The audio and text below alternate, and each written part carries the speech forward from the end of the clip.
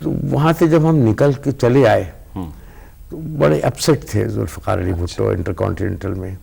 انہوں نے کہا کہ میرا شام کو پریس کانفرنس رکھوا دو. تو میں نے خورشید حسن میر کو فون کیا جو ڈویژن کے پریزیڈنٹ تھے کہ شام کو پریس کانفرنس انٹر کانٹیننٹل میں رکھو. مجھے نہیں پتا تھا کہ ان کے ذہن میں کیا ہے. تو آپ پرانی تصویریں دیکھیں گے اس میں میں ان کے ساتھ بیٹھا ہوں, بہت سے صحافی ہیں, تو ان کے الفاظ تو بڑے نپے تلے ہوتے تھے. تو اس پریس کانفرنس میں انہوں نے کہا کہ جنٹلمین آپ کو پتہ ہے کہ میں ایشین ریولوشنری ہوں. اچھا, انٹرسٹنگ. ہاں, اور اینگلو سیکسن پارلیمنٹیرین ہوں. کنٹراسٹ ہے. اور اگر میں ایلیمینیٹ کر دیا جاؤں, اگر میں ختم کر دیا جاؤں, مجھے جلا وطن کر دیا جائے, مجھے طویل عرصے کے لیے جیل میں ڈال دیا جائے, تو میرے بعد میراج محمد خان میرے نامکمل انقلاب کو پورا کرے گا اور میرے جانشین ہوں گے, اور غلام مصطفیٰ کھر جو ہیں وہ میرے دوسرے جانشین ہوں گے, اور وہ پارلیمنٹ میں میری پاکستان کی اینگلو سیکسن پالیٹکس کریں گے جو کہ وہ کر رہے ہیں. جی, تو وہ یہ دو باتیں انہوں نے اپنے طریقے سے کہیں. اور میں نے کہا بھی کہ ابھی تو جے رحیم بیٹھے ہیں, رسول بخش تالپور, آپ کیا کر رہے ہیں, آپ یہ بات کیوں کہہ رہے ہیں؟ تو انہوں نے میرے منہ پہ ہاتھ رکھ دیا. اور وہ زمانہ ایسا تھا کہ آف دی ریکارڈ اگر ایک لیڈر کہہ دے تو پھر کوئی خبر چھپتی نہیں تھی. اچھا معراج صاحب, جب بھٹو صاحب کو پابند سلاسل کیا گیا 77 میں, ان کو گرفتار کیا گیا, پھر ایک مقدمے میں ان کو نامزد کیا گیا, آپ کا ان دنوں ڈائریکٹ یا انڈائریکٹ رابطہ ہوا ذوالفقار علی بھٹو شہید سے؟ نہیں, انڈائریکٹ. میں نے ان کی بیگم سے, میرے بیگم نصرت بھٹو صاحب, جی, میں جب جیل سے میں رہا ہوا 77 کے اندر, تو اور وہ بھی رہا ہوئی, تو میں نے ان سے کانٹیکٹ کیا تھا اور میں نے کہا تھا کہ میرے پاس تو کوئی بڑی پارٹی نہیں ہے. قومی محاذ آزادی آپ کی پارٹی اس وقت تک کوئی بڑی تنظیم نہیں تھی, لیکن پیپلز پارٹی بڑی پارٹی ہے, آپ جیسا بھی پلان کریں گی, پروگرام بنائیں گی, اگر آپ چاہیں تو مجھے بھی شریک کر لیجئے گا, میں اس میں آپ کا ساتھ دوں گا. تو بیگم صاحبہ بڑی ملنسار تھیں, پہلے بھی ہماری بڑی یعنی دوستانہ ان سے تعلقات رہا کرتے تھے, اور بھٹو صاحب اور ہمیں کبھی غصہ ہو جائے تو وہ بیچ میں پڑھنے والی. آپ نے تعاون شروع کر دیا پولیٹیکلی؟ جی, میرا آمریت کے خلاف. اور بڑے ایم آر ڈی بنی, اس میں آپ تھے 11 جماعتیں. ایم آر ڈی میں تھا, بے نظیر کے ساتھ کام کرنے کا مجھے موقع ملا, اور اس میں بھی ہم نے پوری کوشش کی کہ جمہوریت کی بحالی ہو, سمجھے نا, اور ضیاء الحق کا ماشاء اللہ جو ہے وہ ختم کیا جائے.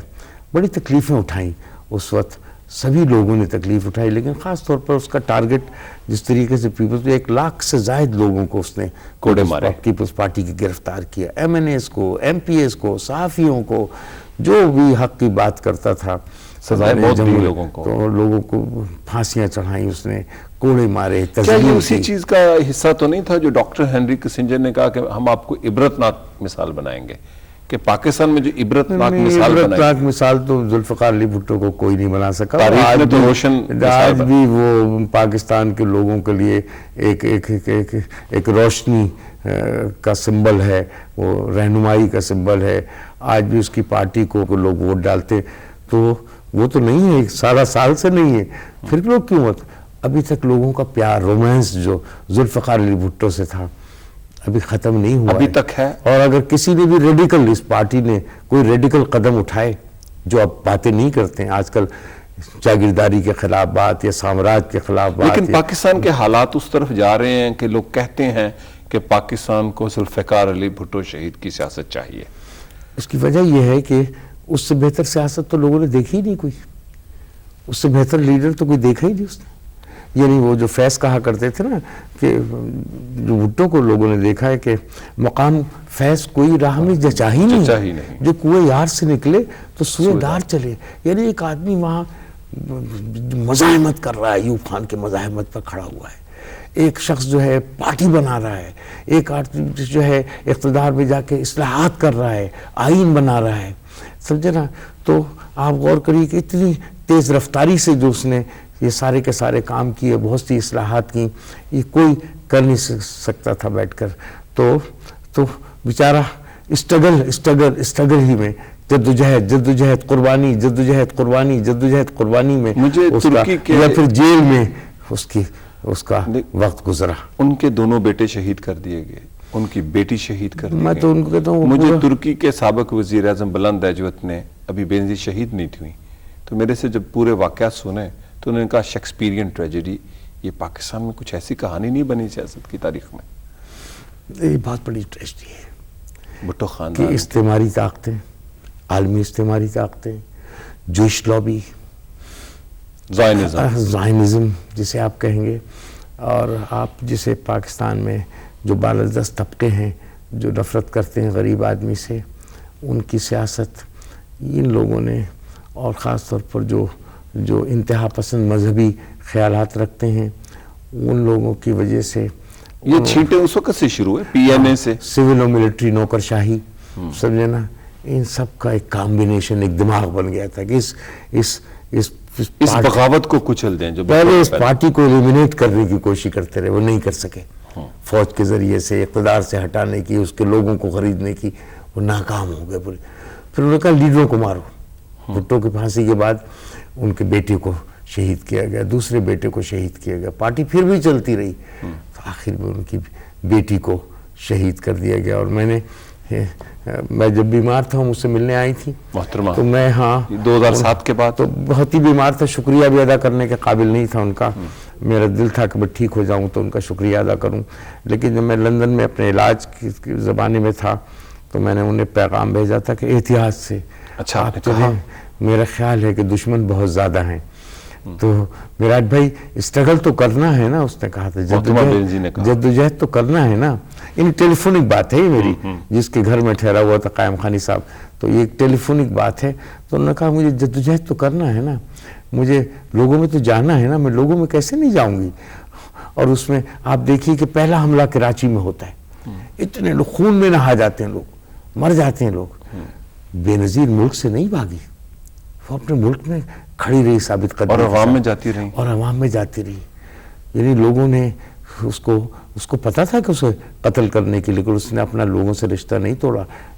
اور دیکھیے کہ اسے راولپنڈی میں کہتے ہیں کہ وہ محترمہ کی جو آخری تقریر تھی اس میں بالکل بھٹو صاحب کی ایک ریفلیکشن تھی، جس انداز میں محترمہ تقریر کر رہی تھی لیاقت باغ میں، وہی انداز، وہی نعرے، جی اور بڑی ایک عوامی لائن لینے لگ رہی تھی بھٹو صاحب والی.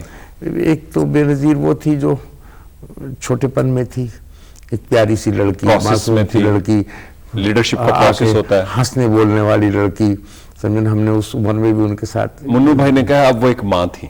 اچھا، پھر وہ ایک ماں بنی، اس کی ذمہ داریاں، اس کی بردباری. پھر ایم آر ڈی تحریک میں اس نے بڑا سیکھا، سیکھنے کا بڑا ہنر اس کے اندر تھا. ہر شخص سے وہ سیکھتی رہتی تھی، سمجھتی رہتی تھی، معلومات کرتی تھی، پوچھتی رہتی تھی. ایون انہوں نے اردو سیکھی سی جدوجہد، بہت اچھی قسم کی. تو میری گزارش یہ ہے کہ وہ ایک قداور لیڈر تھی.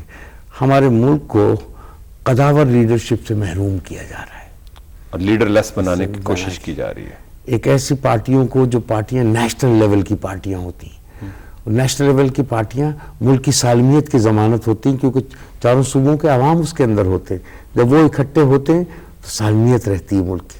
ان کو منتشر کرنے کی. اچھا یہ بتائیں، جس دن ذوالفقار علی بھٹو کو شہید کیا گیا آپ بہت روئے، یاد کیا؟ جی مجھے یہ احساس تھا کہ انہیں شہید کیا جائے گا، کیونکہ اس سے پہلے بیگم صاحب ہمارے گھر پر آئی تھی نصرت بھٹو صاحب ملنے کے لیے.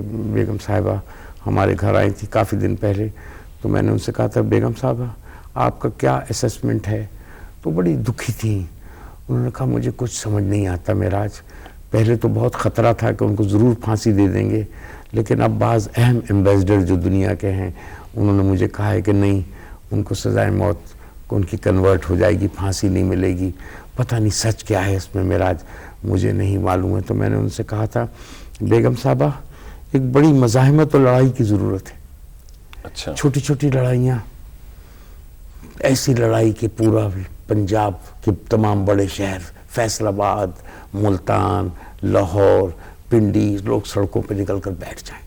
ایک ایسی جدوجہد کی، کراچی میں نکلیں، جگہ جگہ سندھ میں نکلیں، ایک ایسی تب جا کے بھٹو کی پھانسی کو ہم روک سکتے ہیں.